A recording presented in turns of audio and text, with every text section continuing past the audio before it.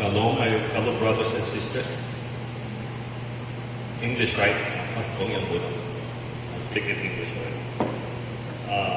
Peace to everybody. So if you have your Bible with you, please do open your Bible with me to the Gospel of John, chapter 13, verse 33 to 34. John chapter 13, verse 33 to 34. A very, very familiar passage. This is Jesus saying, it says, "Little children, yet a little while I am with you. You will seek me, and just as I said to the Jews, so now I also say to you, where I am going you cannot come." Verse 34, "A new commandment I give to you, that you love one another, just as I have loved you, you also are to love one another." A very familiar passage. But before we unpack the Word of God, let me ask you two questions. First is, if you are allowed to imagine a church, what is the first thing that you want that church to have? If you are allowed to imagine a church, what is the first thing that you want that church to have? The second question is, when you think of our church, what is the first thing that comes into your mind?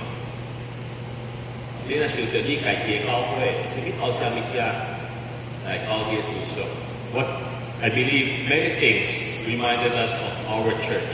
They are probably good things as well as difficult and bad things. But I think today's passage is one thing that a true church of God should have. So let's unpack, let's look into this, and let's ask the Lord, let's come to the Lord in prayer and ask the Lord to speak to us. Let's pray. Father, we ask that you allow your Holy Spirit to speak to us through your word. Allow your word to be simmered down in our hearts, convict us of the sins and the things that we're supposed to do and we're not doing it. And Father, encourage us so that we could do more, so that we could glorify you. So Father, we commit this time into you. May you speak and satisfy our soul as we find you to be our all in all. This we pray in Jesus' name. Amen. The first thing that we would like to see is the reality of Jesus in his time. The reality of Jesus in his time. How many of you have read the Gospel of John?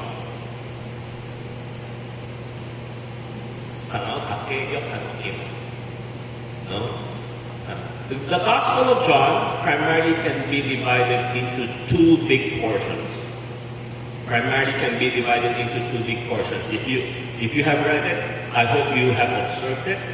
Now, there are only 21 chapters in the Gospel of John. And at the middle of it is a division of the two parts of John. Chapter 1, the Gospel of John, chapter 1 to chapter 12 talks about the 3 years ministry of Jesus Christ here on earth. Okay. 12 chapters dedicated to 3 years of Jesus' ministry here on earth. Chapter 13 of the Gospel of John to the end of the Gospel of John, probably aside from the event after the resurrection, it's only 1 week. It's the last week of Jesus. Okay. Chapter 13 to chapter 21 is the last week of Jesus. So you can see from the gospel alone, you can see how much time and content that John used to emphasize the last week of Jesus. Our passage this morning, our Bible passage this morning, is on chapter 13, verse 33 to 34. In other words, it is part of the second half, the last week of Jesus. Now, if you look at chapter 13, it is Jesus and his disciples were at the upper room. They were celebrating the Passover meal, the last Passover meal of Jesus. Now, probably the earliest time they are in the upper room is probably 6 in the evening. And we were told, if you read the Gospel of John, we were told by 12 o'clock midnight, he will be betrayed, he will be captured by the Romans. So, chapter 13 at the upper room is only 6 hours at maximum. It could be less. It is only 6 hours. 6 o'clock to 12 o'clock. Chapter 13 talks about Jesus with his disciples. And probably there are many events during that time, during that window of 6 hours that has happened.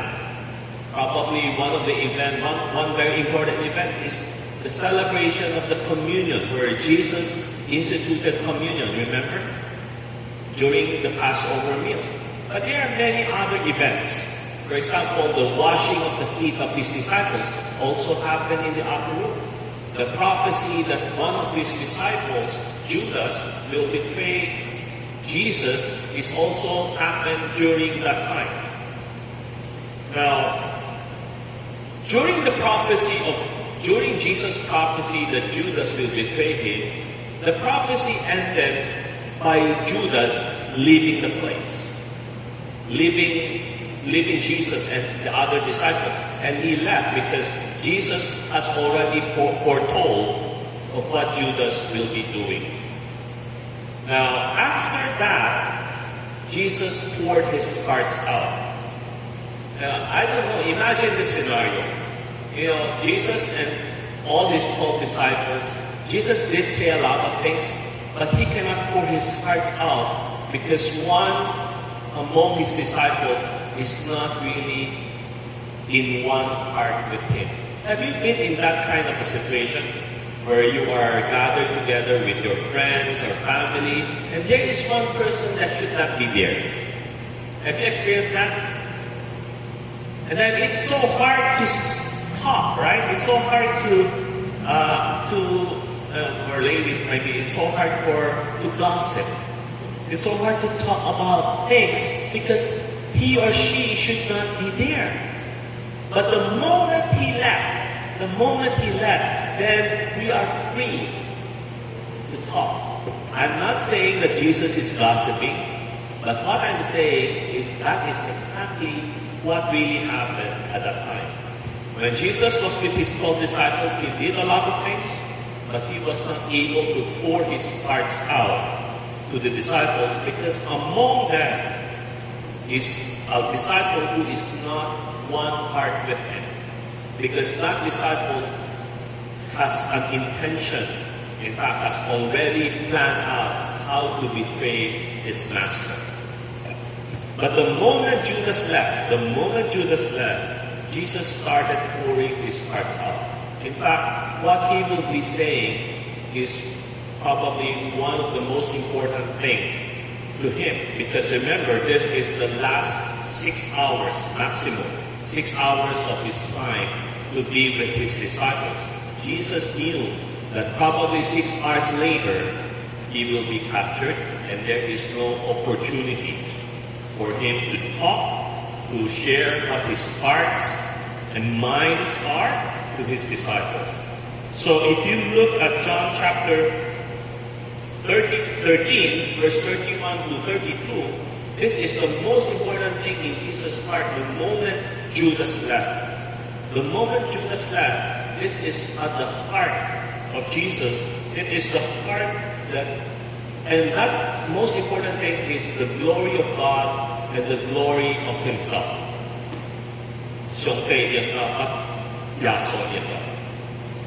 Jesus facing the cross, facing suffering, at the heart, in his mind, what is the most important thing?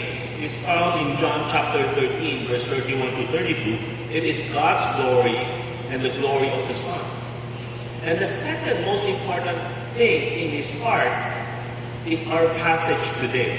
It says, John 13, verse 33, Jesus addressed his disciples. He says, "Little children, yet a little while I am with you. You will seek me, and just as I said to the Jews, So now I also say to you, where I am going, you cannot come. Jesus addressed his disciples, little children, not young adults, big children, but little children. So he's like a parent talking, reminding his children, his little children, like we have here.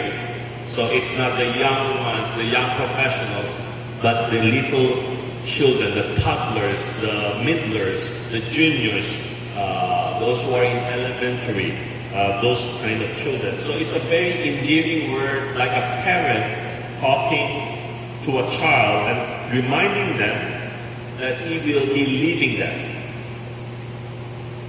Reminding them that he will be, and he told them that this is not the first time that he has said this. He said that I have already told the Jews, so I'm telling you now that you will seek me, but you will not find me.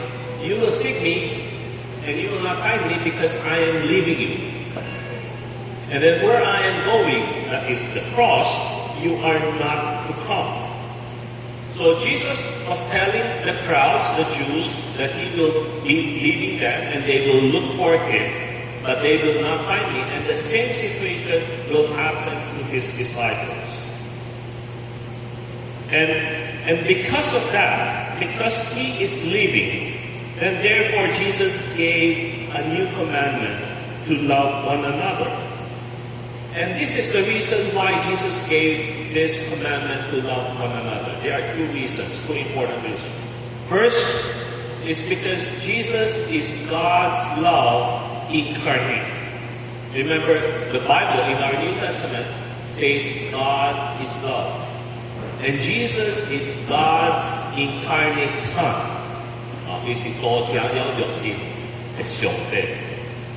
Therefore, he is God's love in action. Now, Jesus is living, and therefore, this world will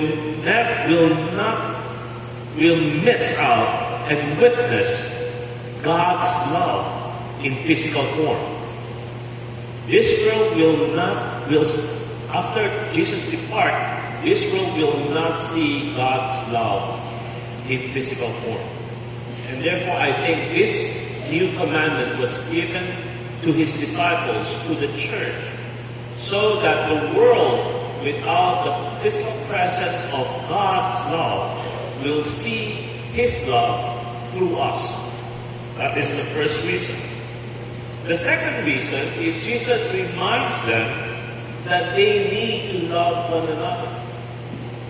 Now, remember, he's talking to his 11 disciples at this time. Does the 11 disciples love Jesus? Yeah.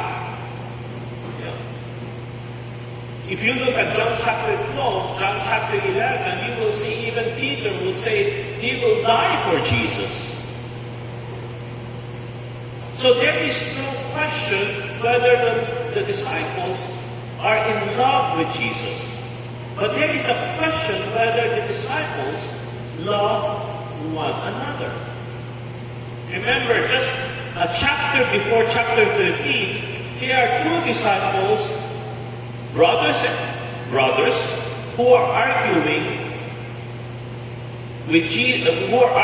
themselves and send the mother to Jesus to ask who will sit at the right and the left side of Jesus in heaven. Remember? There are two disciples, brothers, who are arguing, who wanted to sit at the right and the left side of Jesus. And they sent their mother. They sent a female general, hoping that through the mother, they will be able to secure the two seats beside Jesus. And the Bible did not end there. The Bible describes that the other disciples heard about it and were not happy. The other disciples heard about what the two brothers are planning and they were not happy. Yes, the 11 disciples, there is no question that they love Jesus. But there is great doubt whether they care they love one another. And therefore, Jesus told them that He is giving them a new commandment to love one another, because their vertical love for God should be expressed in their horizontal love towards one another. When we claim to love God with all our hearts, with all our mind, with all our strength, and yet we fail to love one another, that's not love. That's not loving God.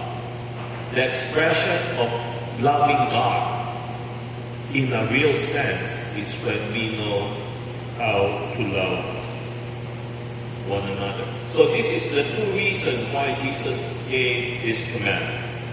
To love one another because He will be leaving them. God's love in incarnate physical form will be leaving them, and therefore the world needs to see love. And how the world will see love is through us, God's people, where we are able to love one another. The second reason is because our love for God, our vertical love for God, is expressed through our horizontal love for one another. Now, that leads me to another question.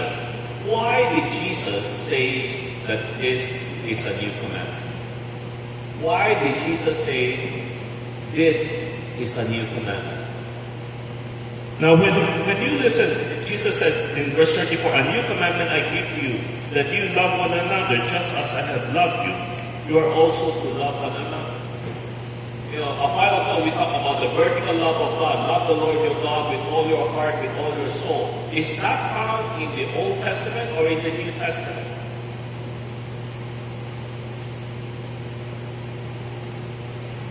No idea? Yes, Jesus repeated it a lot of times. Remember, the Pharisee says, what is the greatest of all commandments? Referring to the Old Testament. And Jesus said, love the Lord your God with all your heart, soul, and mind. It is a reference to the Old Testament. So whatever the statement, love the Lord your God with all your heart, soul, and mind, is a quotation of the Old Testament passage in Deuteronomy chapter 6. It's if you are Jewish, you know that the moment you are able to memorize, the moment you are able to speak and to recite, as a kid, you will memorize a passage called the Shema. Heard of the Shema? Never heard of it? Google it. Because every Jewish kid was able to speak, to recite, to memorize. They are to memorize the Shema. Shema is a very long passage. And then the Shema starts with Deuteronomy chapter 6. Hear, O Israel, the Lord our God, the Lord is one. Love the Lord your God with all your heart, soul, and mind.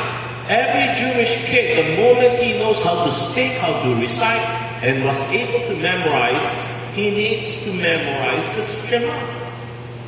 Loving God. Now, in the Shema, there is no such statement as love your neighbors as yourself. Now, it does not mean it's not found in the Old Testament. It only means that it is found elsewhere. If you have your Bible with you, you open the Bible to Leviticus 19:18. Leviticus 19:18, Leviticus sa auto sa kasa. It says, "You shall not take vengeance or bear a grudge against the sons of your own people, but you shall love your neighbors as yourself. I am the Lord God." So, Jesus, when the Pharisees asked Jesus, what is the greatest commandment? He brings out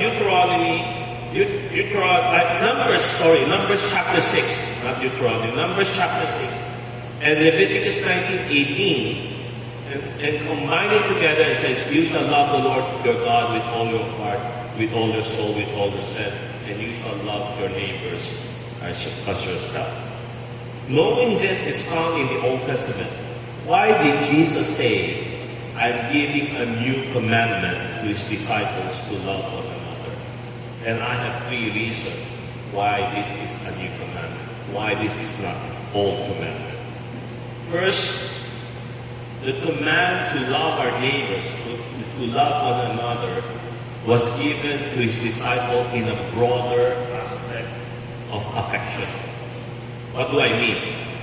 In Leviticus 19:18, the command to love your neighbor as yourself is a command to love fellow Jewish people. They are not commanded to love their enemies. They are not commanded to love the Egyptians. They are not commanded to love the Assyrians. They are commanded to love their neighbors who are also Jewish. But Jesus was giving this command to His disciples who are not only Jewish, but eventually many of His disciples will not be Jewish.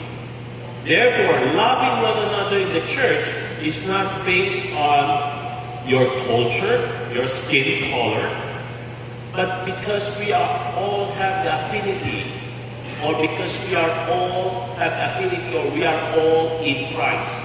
Because He is in Christ, because you are in Christ, therefore, because we are in Christ, we are to love one another, whether you're Filipino or Chinese, whether you're American or Japanese. It's given to a broader object of affection. Rather than love your neighbors, love only your Jewish neighbors, according to Leviticus 19. We are to love beyond the skin color, beyond the cultural differences, beyond the language differences, because we are all made children or brothers and sisters in the Lord. That is the first reason why this is a new commandment. The second reason why this is a new commandment is because it was given by Jesus, the incarnate Son Himself. Remember, the first commandment of loving God with all your heart, soul, and mind, and loving your neighbors as yourself was given by God through Moses. Given by God through Moses. It is a very important law. It's a very important command. But this is something better, something new. It was given from the mouth of God incarnate Son Himself. You know, when I was doing my dissertation, I wrote 100, nobody read it. Yeah. I wrote almost 160, 170 pages on marriage, divorce, annulment, and remarriage for the Chinese Filipino churches. And one of the requirements that when you have a dissertation, you have mentors, you have people who guide you. I have 5 readers. I have 5 readers. I have Old Testament reader, I have a New Testament reader, and I have 2 theology professors. So I have 4. Yeah, I have 4 readers.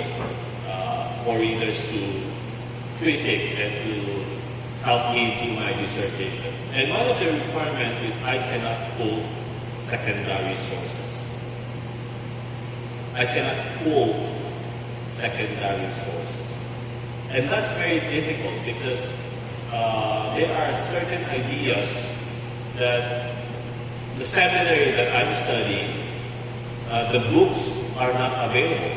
I went to almost all the seminaries here in Metro Manila, all their libraries. I paid a lot of money just to go into their library to look for a single book. This thick, very thin, this thick, but none of the seminaries here had that book. I even went to all the top universities here in the Philippines and to their libraries, and I cannot find that book. This book published in 1960s, and it has already ceased publishing, and that book is not to be found here in the Philippines.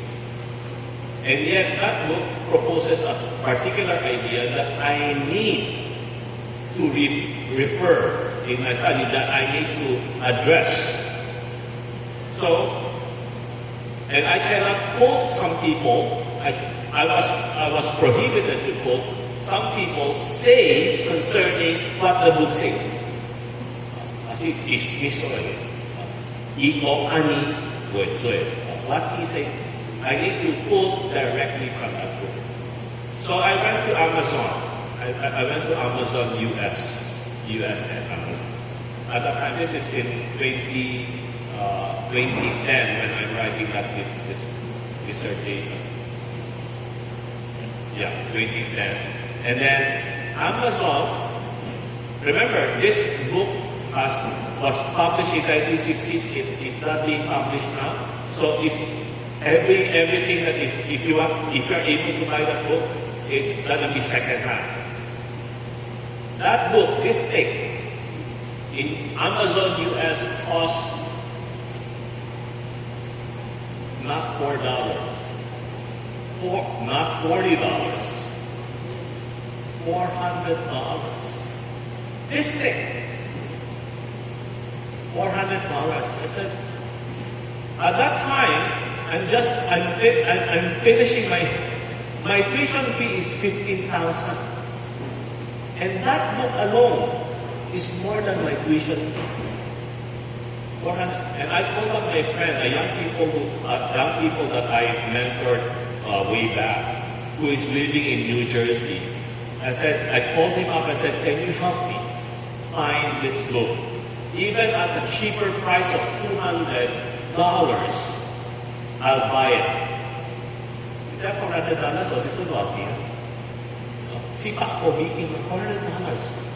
This not a thick book, thin book published in 1960s. That young people, my friend, found that book not in US, in UK, for £150. You know what I said? Get it. Get it. So I got the book because there is a requirement that all dissertations cannot have secondary sources. If I can, it should be primary sources. I got the book because Manchester University they don't like it, they sell it for £150. Cheaper compared to $400.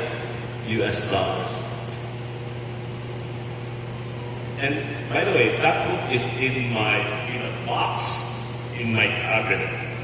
The most expensive books I have right now. When I finished my dissertation, the seminary, the school that I studied at IGSL, ISOP Asia, asked if I can donate that book. Hell no.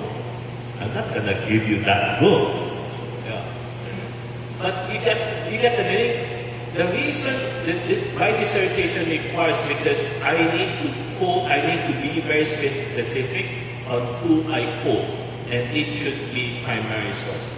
I'm not saying what the law in the Old Testament are not good, but I'm saying that why this is a new top commandment is because Jesus is the primary source.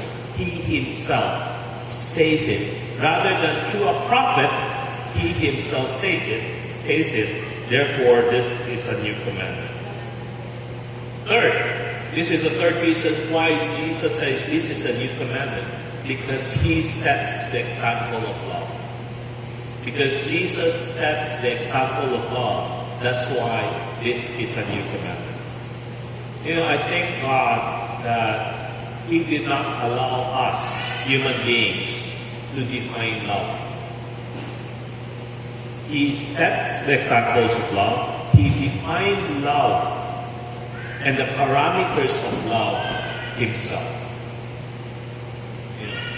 And it is very scary if God allowed us to define what love is. Right? Have you think about it? It is very scary if God allowed us to define love. How many people in jail today did some crime because they defined love themselves and they did it out of love? How many adulterous relationships fornication, relationship, how many abuses today were done in the name of love? Jesus knew our depravity. Jesus knew our sinful nature. That's why He did not leave this important aspect of love for us to define. He defined it for us. He defined it for us. Where do you find the definition of love? To those who are married and to those who are in love, you should know. Huh? 現係現用呢個話，而先點嚟 where do we find the definition of love? 1 Corinthians 13, right? 我點多正數13節啊 1 Corinthians 13, love is patient, love is kind. So before we end our service this morning, I want you have two assignments. Okay. One is go home and read 1 Corinthians 13. Very short, the definition of what love is. Finish reading, the love is patient, love is kind, and throughout the entire chapter. Now, after reading that, pause for a moment and reread it. But this time around, place the name of Jesus instead of love. Place the name of Jesus instead of love. Because Jesus is God. God is love. Jesus is God's incarnate love. Place the name of Jesus and you will see how beautiful God's love is towards us. Place the name. Jesus is patient. Jesus is kind. Jesus does not envy. He does not boast. He is not proud. He is not rude. He does not insist on His own way. He is not irritable or resentful. He does not rejoice at wrongdoing, but rejoices with the truth. He always bears all things. He believes all things. He hopes all things. He endures all things. His love never ends. Go home and read it that way. And then pause for a few minutes. And now, in place of love, you put your name. Before I come here, at 5 o'clock this morning, I came and tried to do this. Terence is patient. And I end there. And I kneel in front of my bed and I ask God for forgiveness. If you know where I come from in UEC Malabon, probably I'm one of the more patient pastors in UEC Malabon. A more patient pastor at my age. If you know our previous senior pastor, and if you know, some of you probably would know Pastor Bonnie, if I'm comparing it to him, to them, I'm very patient. Because they are very impatient. Can you imagine that sometimes in our meeting has not yet ended, and we are talking about certain things, and Boksu and Pastor Danny will go out. At the middle of the meeting, can you imagine? They will go out without that. I'm the chair right now, not telling me why they go out. They will go out, they will call. Without even a resolution on that particular subject, they will call and they will come back and say, it's all done.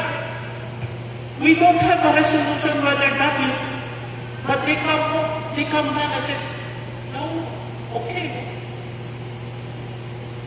So what is okay? We have not yet decided on it. No, it's already done. I've talked to the person. They are so impatient that they jump before we even have a conclusion to a particular subject. That is how, so when I compare to them, I thought that I am a very patient person. But when I compare myself and I look how I treat my children and when I treat other people, and I cannot even say Terence is patient.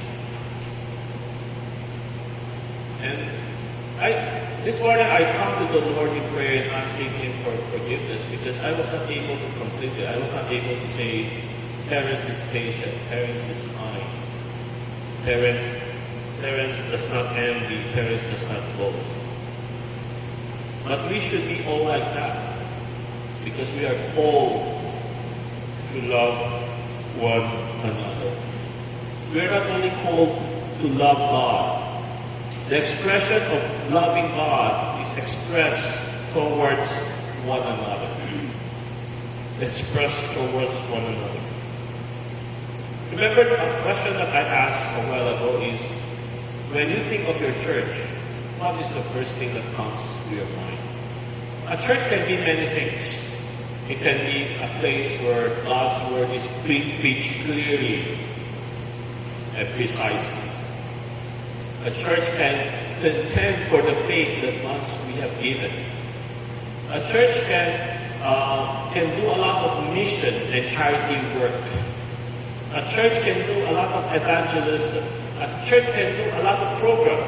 A church can have conferences, retreats, and all those stuff. But a church cannot be without love, without loving one another. When our church miss loving one another, there is no sense. The rest has no sense. There is no sense for contending the faith when we are not able to love one another. We will only be harsh towards one another when we are contending for the faith without love. There is no sense of evangelism when we don't love one another. There is no testimony of how good and how loving our God is when other people cannot see that we love one another.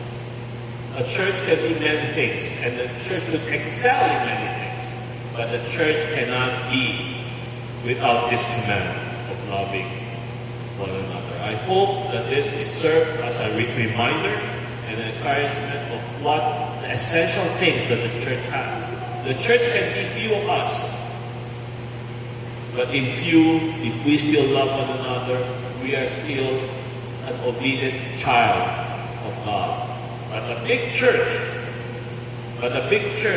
may have all the different kinds of programs, but they were not able to love one another. They are a disobedient church. So I pray for you and I pray for my church, which is a little bit bigger, that sometimes bigger church has difficulty of loving that way. Some people come and they feel all the programs, but they don't feel the love for each other. I pray that your church and my church and all the true church of Christ will do all things in excellence, but do it with a tons of love for God and for people. So may the Lord help us, and may the Lord be glorified in the way we love. Let's pray. Father, thank you for reminding us through your Son, Jesus Christ, who commanded all believers throughout history, not only his disciples, not only the 11 disciples, but all of us, to love one another, and this is a new commandment of our Lord Jesus Christ to the church, because it exemplifies Christ, it is defined by Christ, it is a parameter of Christ, it is given by Christ himself. And it is given to a broader group of affection where skin colors, cultural differences, language barriers are not a concern.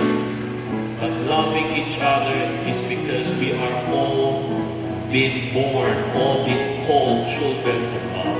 So Father, may the world see the love we have for one another, and they will be able to see the love of Christ. Father, may our church exemplify that love so that other people can see Christ through us. This we pray in Jesus' name.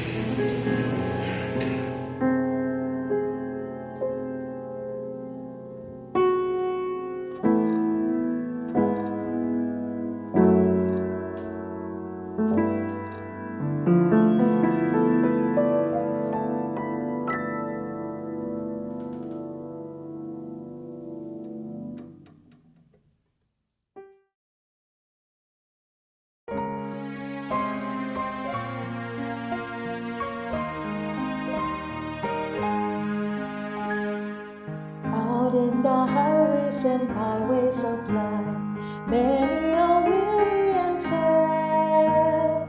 Carry the sunshine where darkness is ripe, making the sorrowing glad.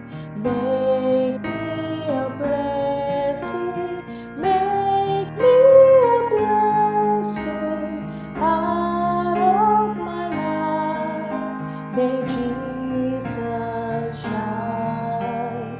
Make me a blessing, oh Savior above. Make me a blessing to someone today. Tell the sweet story of Christ and His love. Tell of His power to forgive.